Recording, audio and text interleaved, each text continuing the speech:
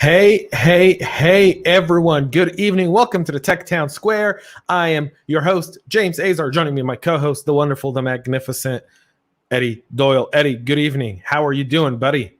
Fantastic, James. It's going to be a great show today. I think last week we left off on some fantastic points, and it's going to be a follow-on. And I want to start the show with a quote from our good old friend Abe Lincoln. Abe Lincoln said, "Give me 6 hours to chop down a tree, and I will spend the first 4 sharpening the axe." It's about being prepared. So this is the show we want to talk about today. Last week, we discussed the February 1st Myanmar military coup, when they shut down the internet across the whole country and stopped the citizenry from communicating. Aung San Suu Kyi, the democratically elected prime minister, is at an undisclosed location under illegal detention.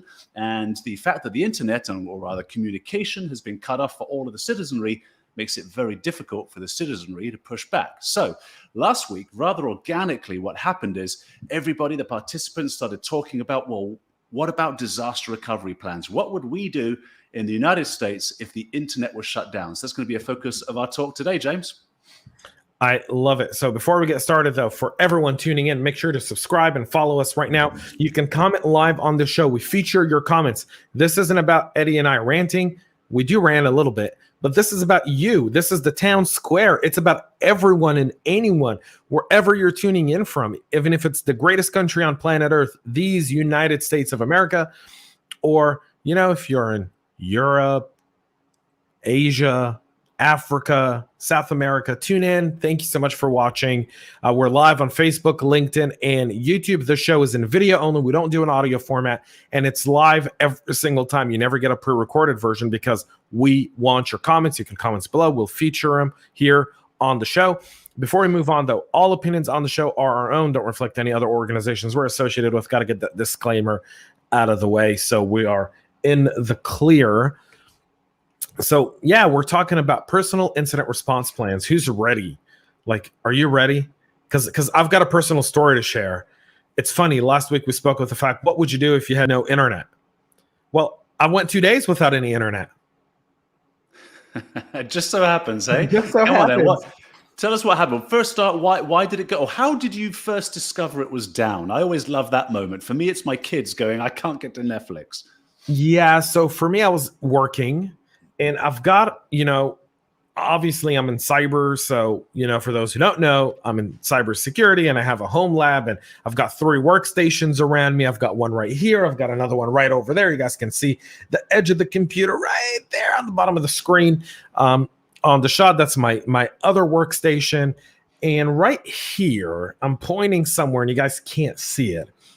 I have a firewall, a router, and network tools where I divert traffic so every computer has its own network. They're not all intertwined. Again, network segmentation, making sure that some, devices are more secure than others simply because of the data they have on them and so forth. And I'm looking at my router and it says no internet. Now, initially I was refreshing something on LinkedIn. And LinkedIn wasn't refreshing, but I knew that LinkedIn's been having issues. So I was like, well, all right, let's see if it's just LinkedIn or something else. So I go to DuckDuckGo and I do a search and nothing pulls up and it takes it forever. And I'm just like, okay. And then I look at my router, no internet. Okay, very interesting. I run upstairs to my main internet point. Everything's fine, no internet. Just like, okay, so go into the app, and it says there's an internet outage in your area, and it won't be back for another 3-4 hours. Now, this is middle of the day on Monday. By the way, Ed Harris is echoing my thoughts. He's like, nerds, I love it. So do I. Yeah. I know. Listening to you and your setup, total nerd. Fantastic. Yeah, I'm a nerd and talk nerdy to me, baby. All right? That's what does it for James, I know. That's what does it for me, right? So, Ed, good evening, man. I love it. Right. So I go upstairs, and at this point, my wife's freaking out, right? And Danielle says, karma. No, Danielle, it's not. I didn't do anything. Okay. I did nothing. I was advocating for open free That'll internet. teach you for having all those firewalls and all that excellent segmentation. Should teach you for being a diligent cybersecurity guy. Right. A diligent networking guy. Right. So, and then my wife starts screaming. She goes, I don't have any internet. I can't work. What is this? Where do we live? And I'm like, well, we live in Johns Creek, Georgia. And typically, we don't have any internet issues, considering the fact there's an electrical substation right behind my house with a fiber optic line that runs under my property and comes out of my property. Like I am the first entry point into our subdivision. So I have phenomenal internet. No internet is great. So I'll get to that in just a second, Anatoly. There is an upside. Yes. Yeah, we're going to get into this. I'm not prolonging the story, guys, but you guys are going to absolutely love this. So my wife looks at me and she goes, well, what do we do now? Well, being a diligent personal IR plan, when internet goes down in the house, I've got a Verizon MiFi. Launch my MiFi up. Connect now the only devices I need to use. I can't connect all of my devices simultaneously. The MiFi can't handle that. And it's not a 5G MiFi, it's a 4G MiFi. So we know it can probably handle a smartphone and 2 computers and no streaming. Right. But you're online. You're getting your news if there's a well, you and I were trying to have a call. We were doing our prep call Monday in the middle of this thing. Remember, I had to like call in on my phone, and then we were just like, yeah, this isn't working because the LTE in the area was horrible as well. And so I ended up calling you like normally.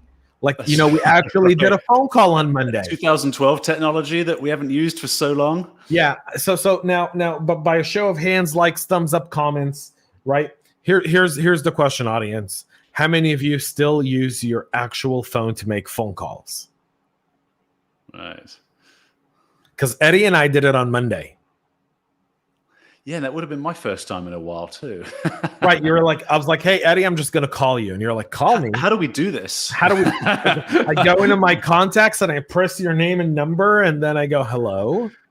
And your phone actually rings. So strange.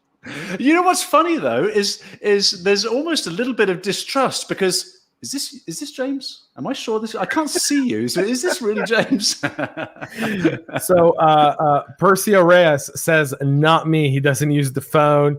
Anatoly goes, haven't had one since 2002. Oh my God. Here we go.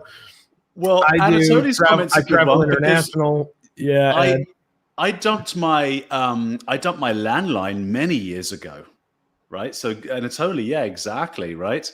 Landline, that's it. Yeah, exactly. Actual dial number, Danielle. Right. Yes. No, if it's well, and there's the other thing, right? Of course, you know, now Zoom and email and calendar appointments makes the magic happen. Speed dial makes the magic happen. If I have to dial an actual number, no, I'm lost on that. That's not happening. Actually dial a number. Yeah, I was having a really so Ryan Glover, the CISO at Garden Leaf, formerly of DRW.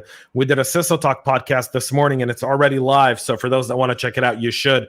Ryan and I have a huge discussion on passwordless stuff. Love it. Just kind of cross-promoting there for just a moment, shamelessly. But nonetheless, we were talking about what happened if we gave our kids like one of those like dial tone phones, you know, like the rotary phones, and what they would do with it. Right, exactly. And Ed's comment's fantastic. Yeah, exactly. That's been my well, it still fascinates me though. That on most places they still ask for a landline number. Yeah, they do. That's right. Yeah, exactly. Is a small box with a cellular modem in it. You know, one of the main reasons I dumped my landline many years ago is because I'd pick it up. It would never be for me. So I'm like, fine, every kid gets a phone. There you go. See you later. Anatoly may have the best comment of the show this far. Danielle, we need to punish security violations with people being issued rotary dial phones. Wait. You fail a phishing test, we take away your computer. He's a rotary dial phone. Figure it out, Sherlock. No YouTube to solve this one too. It reminds me of that picture back when the internet was just about sending pictures to each other.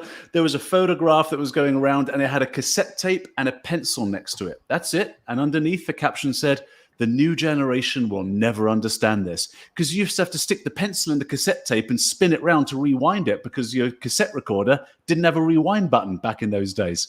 Personal, very rotary phone, novel idea, exactly. Yeah, I love that idea of a rotary phone. Did you even finish your story? So what happened here? So Monday internet comes back in the afternoon. We launched our incident response plan. All right. Launched my MiFi. We huddled outdoors. It was a pretty nice day. So, we were just kind of like, all right. And then we decided that we were just going to go grab an early dinner and come back when internet was back. And that's essentially what we did. And it was great. Yesterday, midday, same issue. God damn you, Xfinity. Again, found out the same exact way like I did on Monday. And I was like, all right, I've had enough of this. What is going on here? Right? And apparently they're doing some maintenance work. And I'm like, who does maintenance work midday on a work week where, people are working from home? The telcos. That's exactly who does it.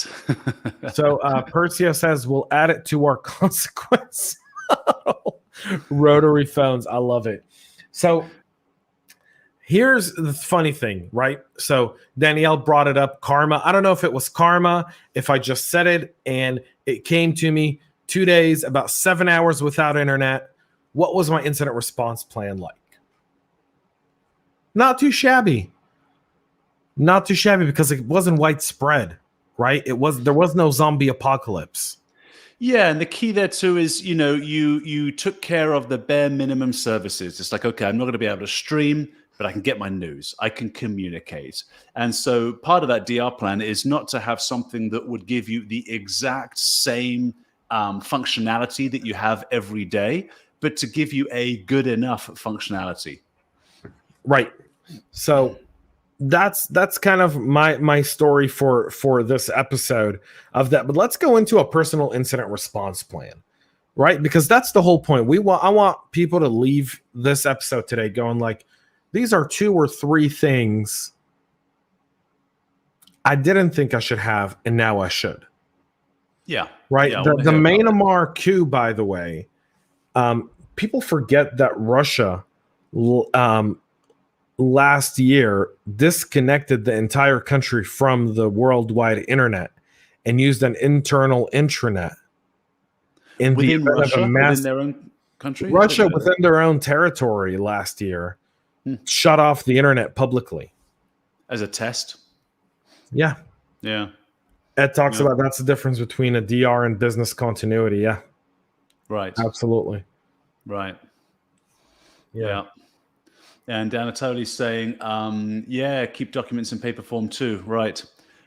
So that's a really interesting aspect because most people have everything digital today. So if you can access the internet, right, and you don't have any paper documents, how do you prove ownership of anything? Yeah, that's right. And procedures. You think about hospitals under ransomware attacks. You hear about it all the time when they've had to revert to fax machine and pen and paper. But if they had a physical document and a book that they could pass around, yes, that passed the law. We had folks who were then affected on that one. Right. Wow. I mean, so first of all, your incident response plan should be in paper form. It should be somewhere safe and accessible, preferably a fireproof safe as a general rule of thumb. And copies in different physical locations with different people responsible for the key. Yeah, you want to have it in at least 2 different locations. By the way, if you ever go into a well-prepared CISO's office, he's got an old school cabinet in there with a bunch of large file folders. I had that in my old office when I worked from the office. I still have it here. It's outside the shop, but behind me, I've got a line of 10 large folders, and every single one of them has an incident response plan for different scenarios and business continuity plans for different scenarios. And when COVID hit, we made copies of these and we gave them to different people within the organization. So in the event I can't I'm not available because of whatever reason, let's say I'm sick with COVID, then someone else can actually launch into it. But in your personal life, you want to have it printed out. That's kind of the what. Now, that's kind of like the how. Let's talk about what's in that plan. And just before I lose the point, Anatoly, I'd love to hear a little bit more about, you said you had folks who were affected on that one, the Russian takedown of the internet there. So if you're able to disclose something, or maybe just talk about how your people were able to manage that, that would be fascinating to us as a real world case study. So thank you. Okay. So let's talk about what's in your personal incident response plan. I think that's really important for people to kind of go through it. So internet's cut out. You have no way of getting any news, any information, right? And people have to remember two things right now. Most even landline communication today is done by VoIP. In fact, if you order it from like Comcast or AT&T, even your home line through AT&T, in most cases, is VoIP. So that rotary phone. It's not even a landline. Work. Right. It's not even a landline. It's a VoIP line that's running through your modem. It's not even coming out the wall. Right. So keep that in mind when people say, well, if everything gets disconnected, I may have a rotary phone or a landline. I've got a landline that I use. VoIP goes down with the internet. It's a voice over IP. Once the IP is down, the voice aspect of the VoIP is also down. But cellular will not, correct? Well, it depends. So we saw that in Texas, right? In Texas, one of the challenges was when the freeze happened and they needed to deploy, people had no electricity. They could text and make phone calls, but they didn't have access to data on their phones. Because of the bandwidth issue, but also when you don't have power, you're eventually going to run out of battery. But the internet, an internet outage will not affect the cellular network, correct? Correct. Yeah. So Anatoly here answers our question. It says it was a fairly minor disruption, but services like G Suite didn't come up because all tech stack is located outside of Russia. Yeah, That was one of the things with Russia. By the way, China has something very similar. Danielle says cell phone's still good. So partially, I would say that depends. If internet's ever cut off, once internet is cut off, I wouldn't trust my cell phone. Here's one thing that can never get cut off. And you guys are all going to laugh. AM radio. Huh. But you know what? It's not laughable because I wouldn't have a clue what to do. So the frequency of AM radio, as a podcaster, and like I love radio, like as a general rule of thumb, like I'd love to have my own radio show. So if anyone here has a hookup to get me a radio show, holla at a playa. Right? But I would love to have a radio show.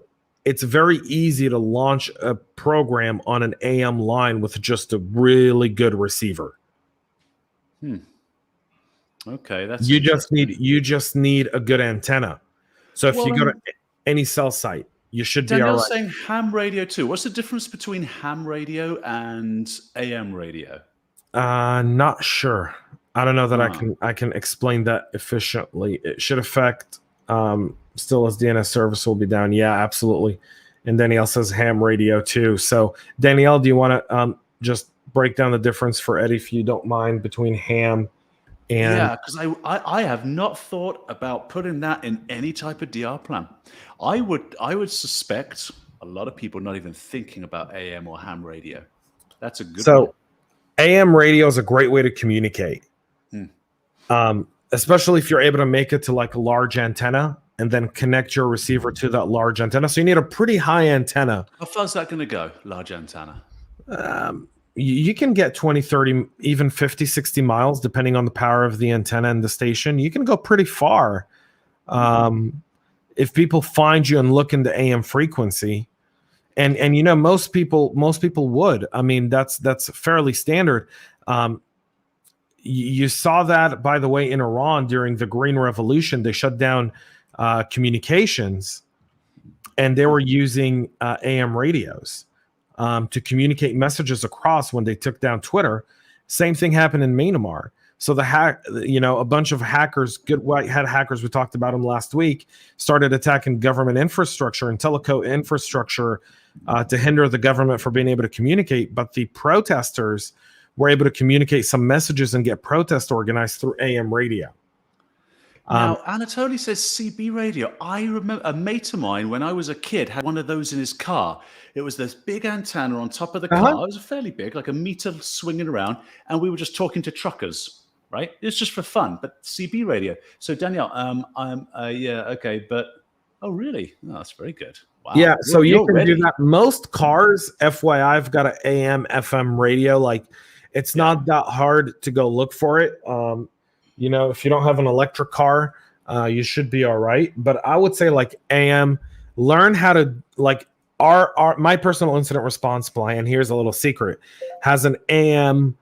I can broadcast stuff over AM radio, and I can receive stuff through AM radio.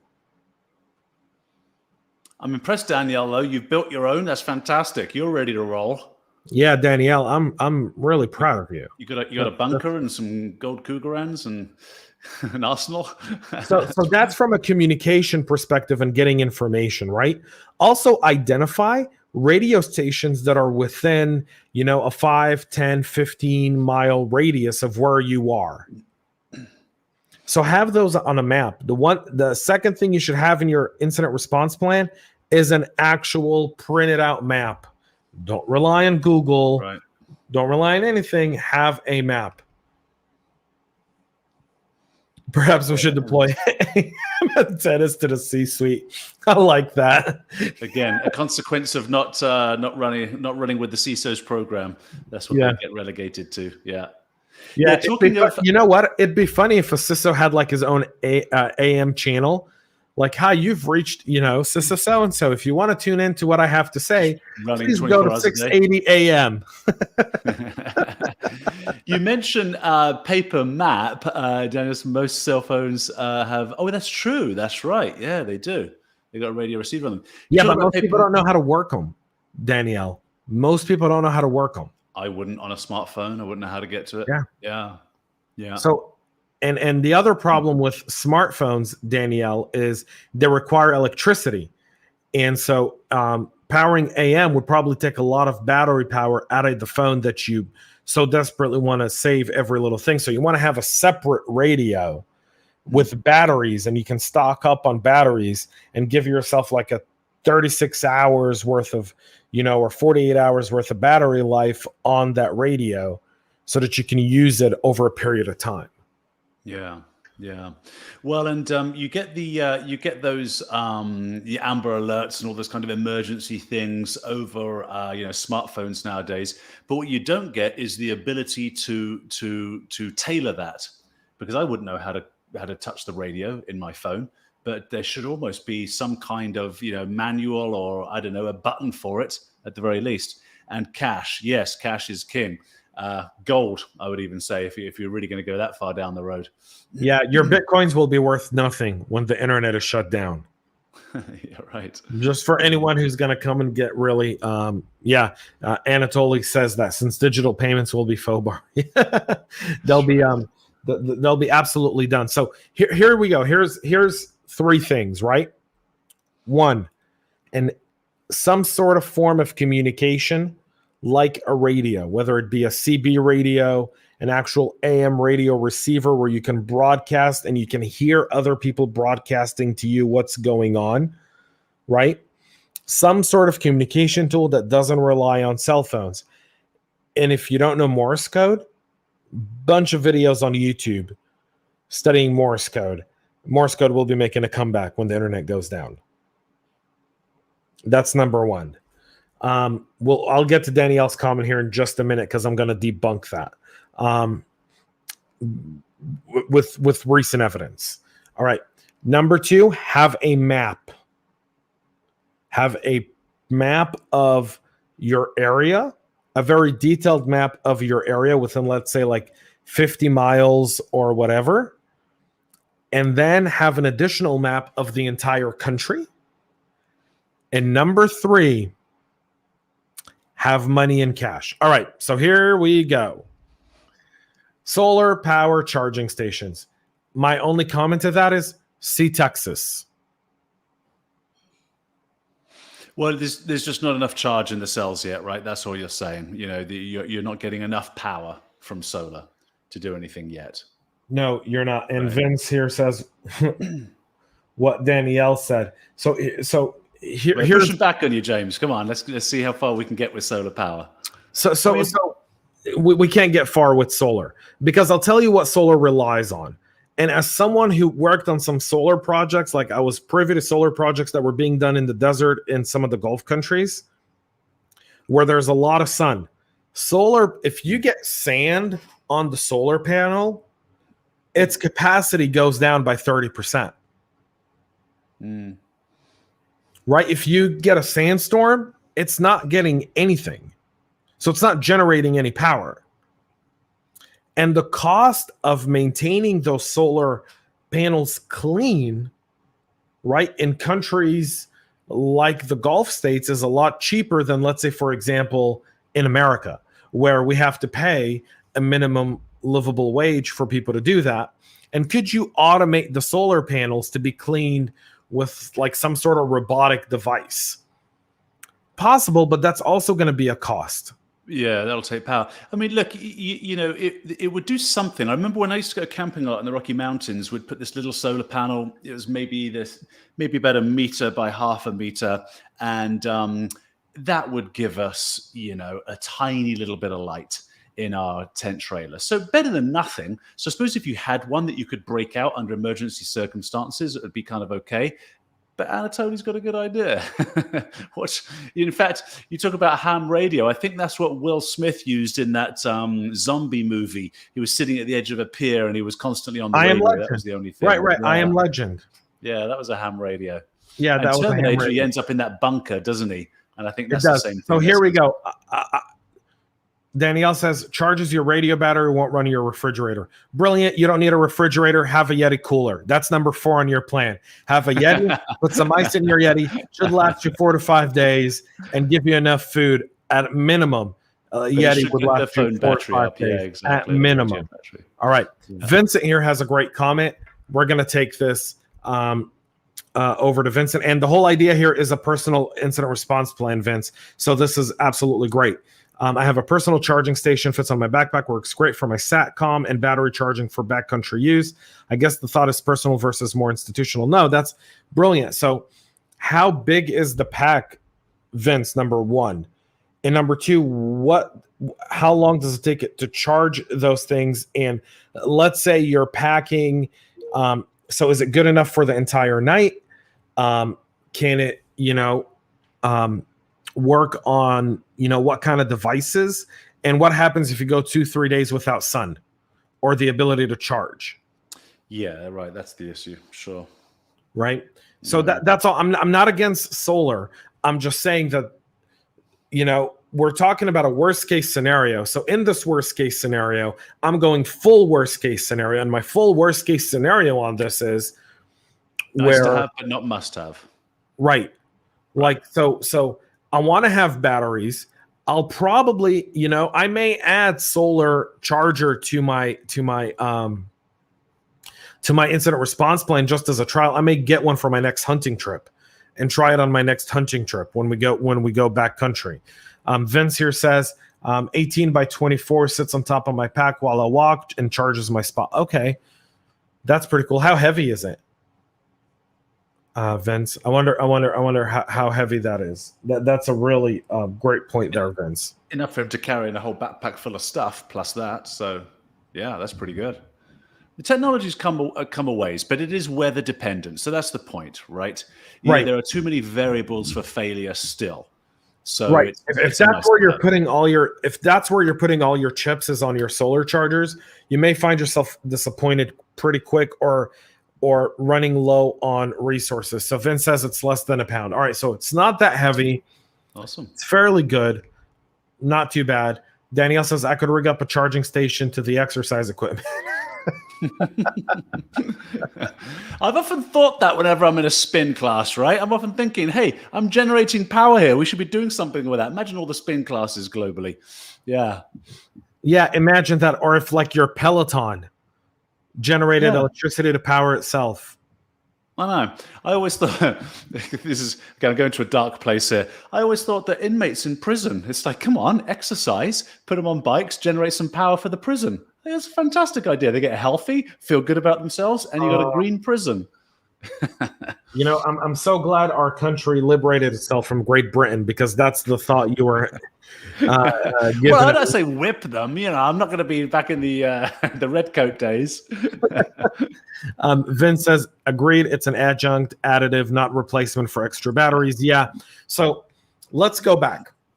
All right. Here's what you need on your personal response plan, right? So we've said a communications device that, you know, uses batteries, AM, CB radio. Two-way radios are great. CB radios. Get old police, comms. Yeah, like you can scan channels. People have like, you know, channel scanners that they put in their homes where they listen to like 911 calls and so forth. Get one of those off of eBay. Have it there. Make sure it's one, though, that isn't just powered by electricity, that can also be powered by batteries. That's really important. Some of them are connected to a power center. Anatoli's pretty witty here. Come on, you got to throw that one up. I love that. Hold on, it's just to generate money flow from your bank account to theirs. Yeah, you're absolutely right, Anatoly. And you generate a bunch of electricity. Yeah, that's right. It's all going out with that business model. And Anatoly is winning the comment game today. Definitely winning it, right? So we've talked about comms. We've talked about maps. Maps are really important, and you want to have an idea of how far your car can go locally to get to a place where, you know, if you live in a low valley, right, and you want to get high up to use comms because you can't get to comms, can your car make it to comms, or can you make it by foot, and how long would it take you to make it up there by foot? Vince loves hiking.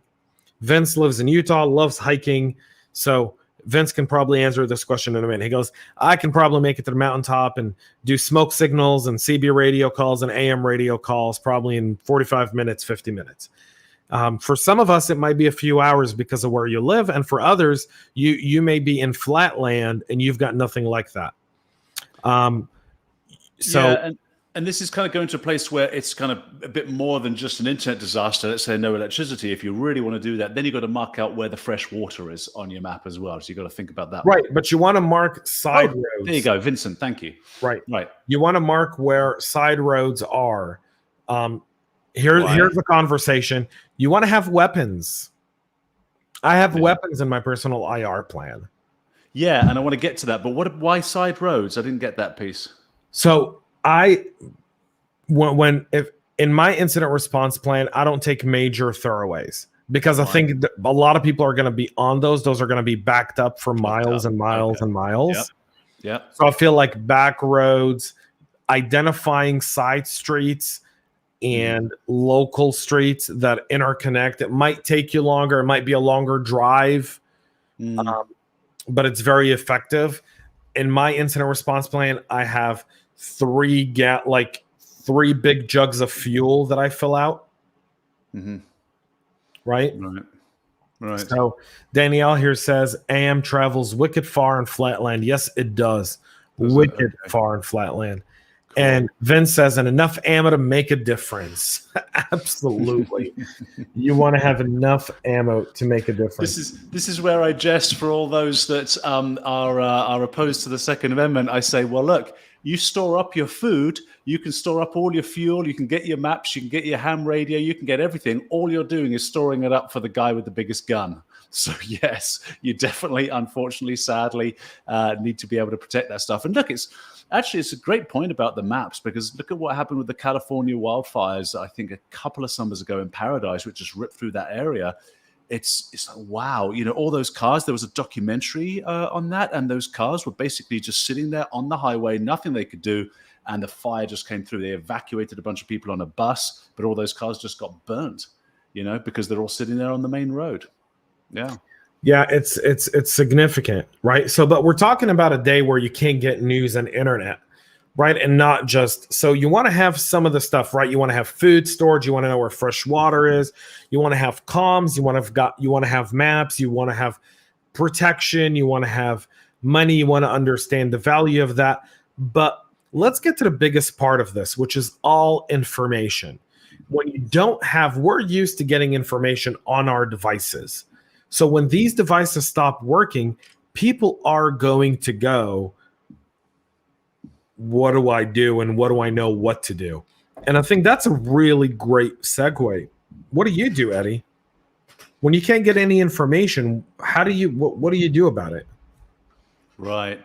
Yeah, I mean, I resort to, old school forms of communication. So let's say it would be ham radio or AM radio. I don't have that in a DR plan. I wouldn't even know how to put it together. So it's really making me think about this. And then you would have to resort to pen and paper. So you'd need an empty journal book, right? You would need paper. You would need something so that you can record the dialogue you're having down so that you can push information out from you to other people in that old-fashioned way. Yeah, that's what I would do to solve that problem. I mean, not that it would solve it, because that's not really taking in information. The only way I would be able to take it in is through those radio channels, presuming that other people are on those channels. Yeah. So we got a fun few comments here. People are going to go to the pub. That's what the Brits would do, exactly. That's what the Brits would do, to just go to the pub and drink some Guinness and beer and just sit there and be like, get a hold of a nuclear fallout playbook. I remember when I was in the Ukraine in 2011 and 12, we went to Chernobyl. Oh, yeah, really? Hey. And what was very interesting is when we went to Chernobyl, we were talking to people who lived there during the nuclear meltdown. And, my interpreter at the time, Vadim, we were asking the people around there, what did you guys do when that happened? And a lot of people were trying to trust what the government said, and the government failed them. Now, I want you to take that into account, because of COVID-19, a lot of people relied on the government, and the government failed a lot of people. I mean, if you look what's going on in New York with the nursing homes, and in California, tragedy there, in Illinois, you got to be able to rely on yourself. And Vince brings it up here perfect. There's the another part, emotional preparedness. Are you okay being outside on your own resources and self-reliant? Training, it's a thing. So Vince and I, Vince, former military, you guys can go and check out my podcast with Vince on Veteran November. Vince has an unbelievable story. And great inspiration. But in the military, we're trained. What happens if you're behind enemy lines? What happens if you're left alone behind? You guys remember the Owen Wilson, Gene Hackman movie, Behind Enemy Lines, where Owen Wilson's the pilot? Yeah, that was. And it's the war of Serbia and Kosovo, and he takes pictures of mass graves, and then his plane gets shot down. And he gets left behind enemy lines, and he's being chased around town and so forth. The emotional part of that and the idea of survival is critical. And you have to understand that if you're the one preparing the plan, but you're never training for it and you're not sharing it with your family, they're going to slow you down. So you got to be able to talk about it, no matter how freaky it is. In a real catastrophe, the trouble is, you're just not going to be able to drill for it with a family. I mean, you can try, but good luck. Especially when you've got real young children, you can carry them along for the ride. So that's kind of different. By the time they get to sort of 8-9 years old through to the teenage years, that's a tough one, because unless you drill frequently, I'll give you a great and sad example. But since you mentioned military, I appreciate this story. So at the Battle of Gettysburg, it turns out that 90% of soldiers, 90, did not even discharge their weapon. Now, we know this from the 18,000 fully loaded muskets lying next to all of the fallen soldiers' bodies. Now, back in those days, of course, it was like, here's your weapon, first time firing it, go stand in this line and off you go. It's like World War II. A lot of the British pilots of the Spitfires, it was their first time flying an actual plane when they went into battle. And so fast forward to the Vietnam War. the US military had completely reversed that trend where 90% of soldiers were brave enough to run into a hellfire of bullets. How? And this was based on a West Point cadet's paper that he had written called Drilling versus Training. It was an excellent paper, and that was basically the premise of the story. You drill on a daily basis and you simulate the environment upon which soldiers are going to have to live. Now, we can do this today. You're ex-military, James. You mentioned Vincent is, right? I played in the reserves, put myself through university back in the day. Drilling is where it's at. Try doing that in peacetime with a civilian family. The reality is you're just not going to be able to do it. It's going to be mayhem. If things really do go south, it'll be mayhem. And only those who have drilled and have previous experience. Well, if you take your family hiking and you get them used to walking long distances over a period of time in challenging conditions, right? So when I mean hiking, I mean actually going on a nature trail with elements. Right. And going through that for 2 to 3 hours with a backpack with some food and snacks and water, and giving everyone a little bag with, their own snacks and so forth, and having them walk it, right? Mm-hmm. And you train and you do that, let's say every weekend. Bottom line is when something like this happens, that muscle memory is going to come into play. And the adrenaline and the focus will carry them through at least the first stage or two until you can find safe passage to wherever you're trying to get to. Yeah. Right. Yeah. There's that aspect of it. Anatoly says in ex-USSR, they had those floating around, and it predates internet and all digital channels. Yeah. I mean, nuclear, I think you were talking about the nuclear fallout playbooks, maybe. Yeah. Okay. Yeah. Yeah. Right. Yeah. HBO does a documentary called Chernobyl. The Brits made it, and it's brutal. You should watch it. It's amazing. It'll really wake you up to that thing. So, yeah, I've seen it. I've seen parts of it. Having been there, though, I'll tell you something very interesting. Across the entire ground within like a mile or two radius, that land is filled with mushrooms. Really? Isn't that interesting? Don't they say mushrooms and beetles and cockroaches are the only things that will survive a nuclear fallout? I don't know, but these mushrooms look fascinating. I have pictures from that trip on my professional camera where I took a knee in the middle of the field and I was surrounded by mushrooms. Just funny, isn't it? Everywhere. They talk about the mycelial network, right? The largest single-celled organism in the world is off the coast of Seattle. It's a mushroom, right? It's a mycelial network that stretches 27 kilometers into the sea. Mushrooms are a funny thing, man. And Vincent's saying, James, remember the COF? What's COF? Training. Okay, training where you have to crawl through the smoke grenades and flashbangs, right? So the 400 pops. Yeah. Most target wins. Yeah. Make it rock climbing, and I'm in. Hard pass on pure hike. Yeah, some people love rock climbing. Here's the thing though with rock climbing in traditional rock climbing places is it's not realistic to existing conditions. And in most cases, you're not really hiking up, you're walking up. You're not really climbing up, you're hiking up. And because you're picking your pass, Danielle, it's important to have the stamina and the power in the legs to walk for a prolonged period of time. I mean, in the military, we used to walk 14, 15 hours, 6, 7 hours, 3, 4 hours with gear.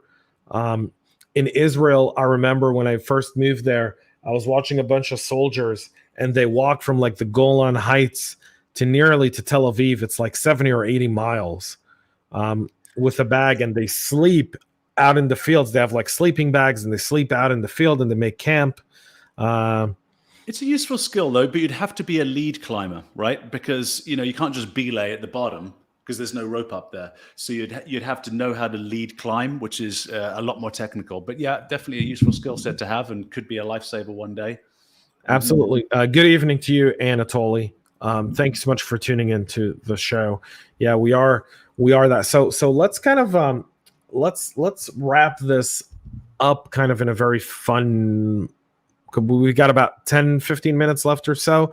So let's really kind of put these personal incident response plan kind of into rule and law, right? So we talked about communications. We've talked about maps. We've talked about food. Weapons is very important. You want to be able to have some sort of protection, whether it be a firearm, an iron rod, a baseball bat, a knife set, a bow and arrow, something. Got to have something. BB guns, hunting rifles, whatever it is that you do. You want to have something to protect yourself.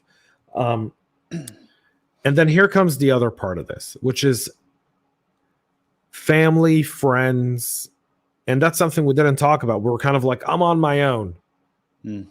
But there's more power in a group than there is in an individual. And I know Hollywood makes it seem like one guy can be Steven Seagal or Van Damme or Schwarzenegger or Stallone.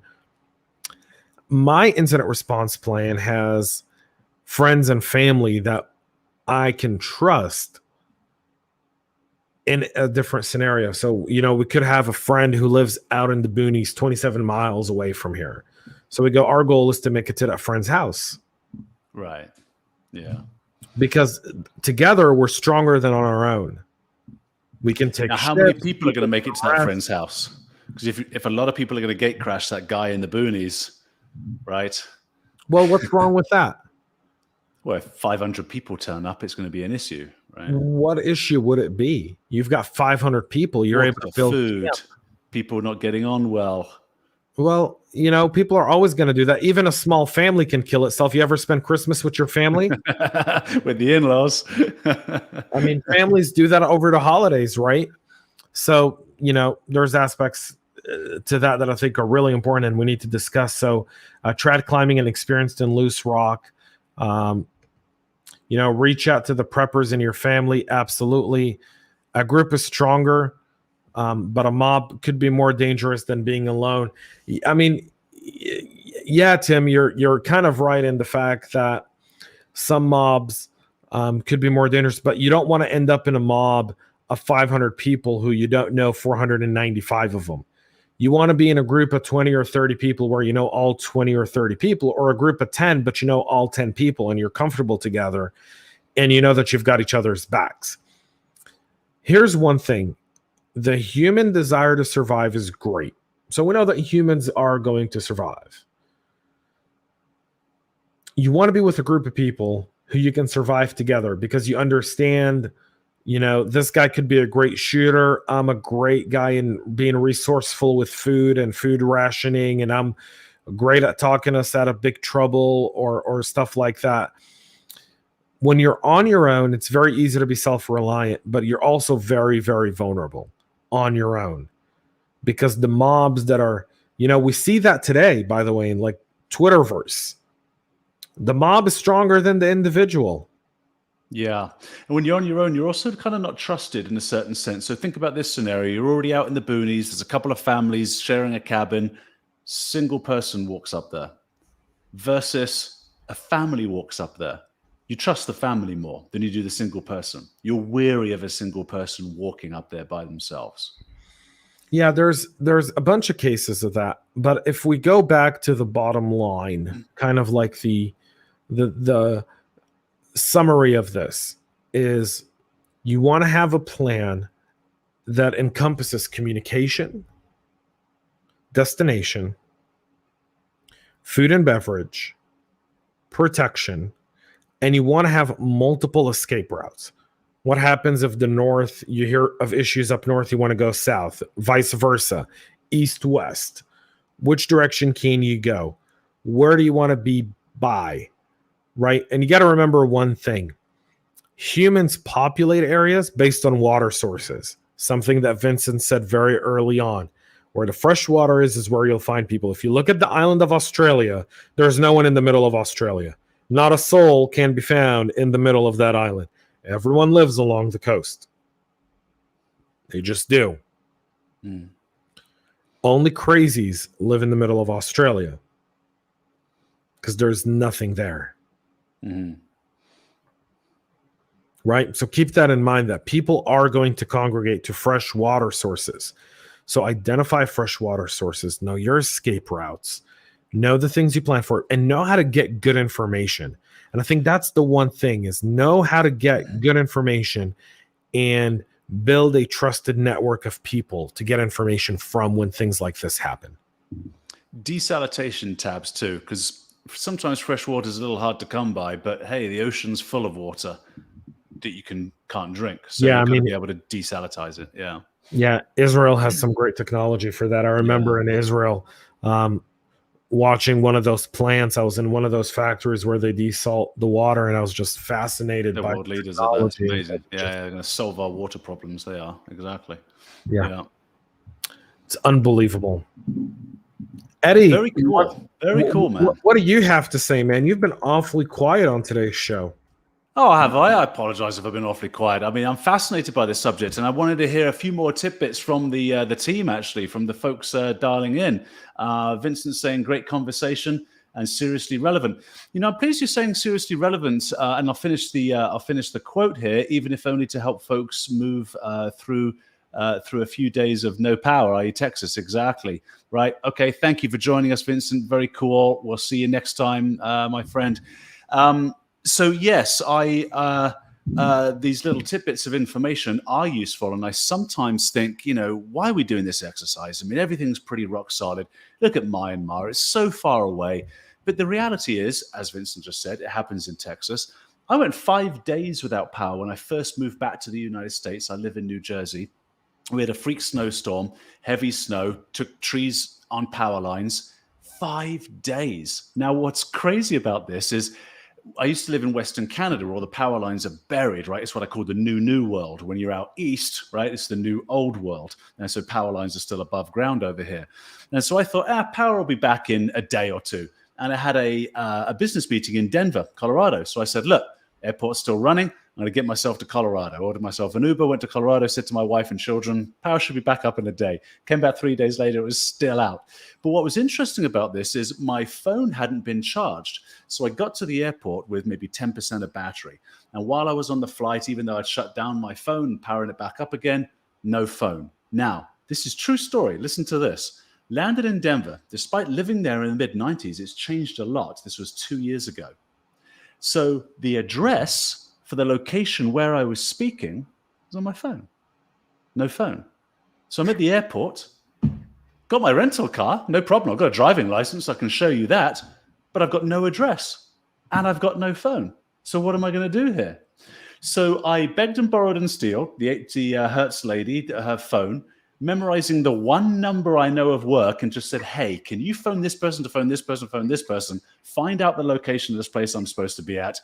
I mean, this is the scenario that I had to do. And I'm going to call you back in exactly 5 minutes. You've only got 5 minutes because I'm borrowing this lady's phone, and I'll buzz you back and I'll get the address. Got the address. Okay, fine. Now what?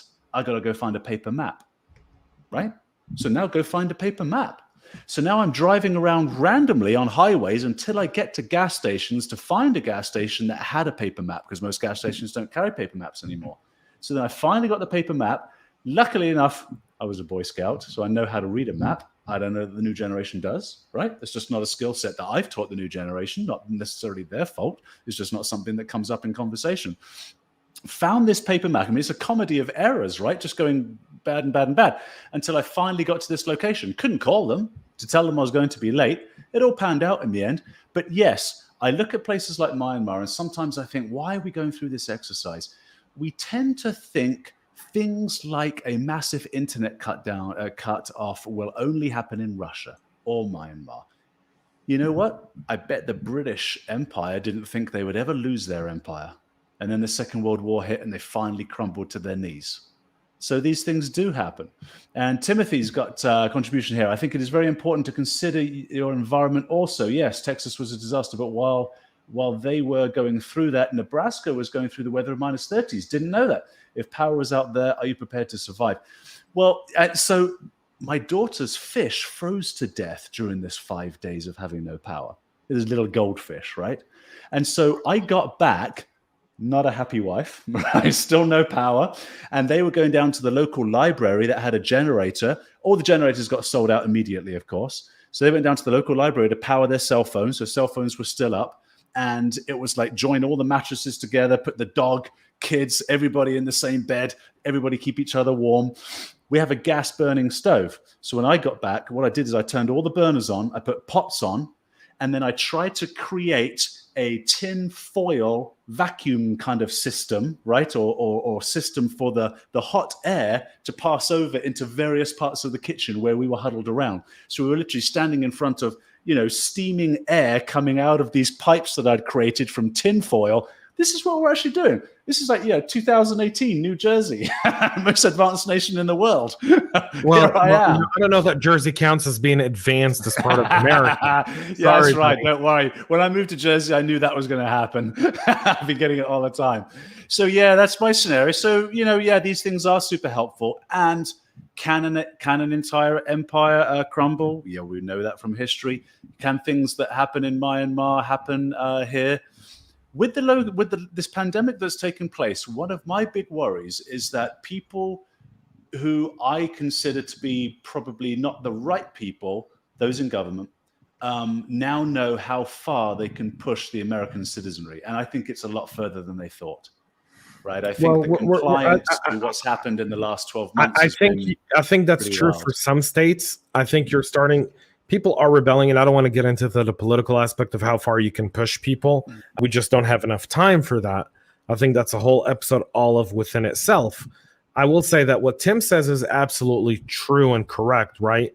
The idea of the weather and planning for adverse conditions, rain, snow, sleet, extreme heat, extreme cold, is really critical from a clothes perspective, from a gear perspective. Do you have a go bag? And do you have a winter go bag? Do you have a summer go bag?